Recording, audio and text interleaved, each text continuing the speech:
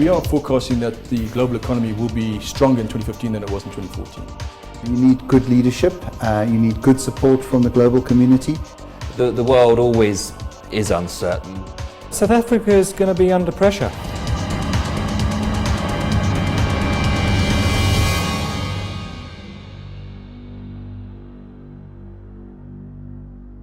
Welcome to this preview of the World Economic Forum 2015 in Davos. I'm Sumitra Naidu. Now, the Organization for Economic Cooperation and Development believes Asia will continue to record strong economic growth in 2015. So one can imagine a lot of interest in this region at Davos. Contributing most has been India's continuing expansion and China's growth hovering at around 7%.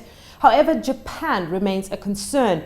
The world's third biggest economy finally managed to emerge in 2014 from a long period of deflation. Abenomics, as they call it, is a term associated with Japanese Prime Minister Shinzo Abe's action plan for the economy. It's getting mixed reviews, many saying that it hasn't worked. And Australia, which was once the golden goose, it seems is no more. The mining boom has faded there and the cracks are starting to show. In all of this, it seems people are looking to China as the shining light, still depending on the Chinese economy to lift the region. Jonathan Schiesel, head of equities at Ashburton Investments, joined me earlier and shared his take on this dynamic. The reality of the situation is it's US growth which is keeping the global economy, the global growth rates relatively buoyant. China itself has been going through a 3 or 4 year slowdown, and this process has probably got another 5 or even 10 years till China sort of finds its natural growth rate. The days of double-digit growth rates have simply gone. So Davos 2015 is looking increasingly significant for the Asia region. The Chinese premier is apparently going to lead a high-level delegation to the forum. It's the first time since 2009 that someone this senior has attended. So what can we expect? We're 2 years into this new administration. And what we've seen in those 2 years are quite a dramatic centralization of power. Slow growth is going to bring up a multiple of structural problems, and therefore China needs to reform. But obviously over the last 20 or 30 years there's been a huge amount of interest groups that have built up over these high growth rates. Certain industries think they're above reform.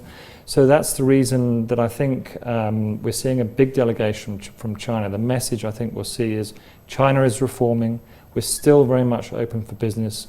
And we still are going to be obviously it's the world's second largest economy, and I think latest projections are that it will be the world's largest economy slightly earlier than many people were expecting. Looking at the rest of Asia, I mean, Jim O'Neill, the guy that coined the BRICS acronym, he's willing to drop everybody off and just keep India and China on there.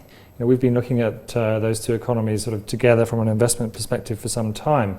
Obviously, in the past, India was predominantly a service type of, service-orientated economy with a very large domestic economy as well. Consumption has been very strong, manufacturing not so. You then turn to China, and China was traditionally in the past predominantly manufacturing, predominantly export, less domestic than perhaps the likes of India.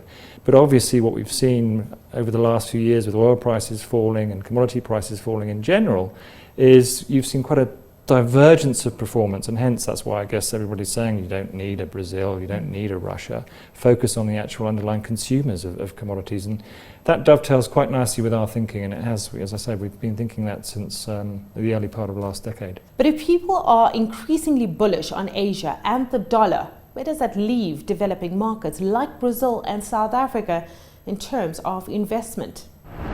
The consensus is very much a strong dollar. If your main export is commodities, and after all commodities are priced in dollars, it's going to be a really tough time. We've seen, interestingly enough, Brazil's obviously been under pressure, but some of the oil producing nations are under huge stress. Look at Nigeria, for example, or Venezuela. And that's only going to get worse in the short term, I think. The strong dollar traditionally has been very bad for emerging markets as a whole. I think, though, this time round there are some emerging markets which will actually be okay. Join me over the next few days. I hope to bring you more valuable insights previewing the World Economic Forum 2015 in Davos, courtesy of Ashburton Investments.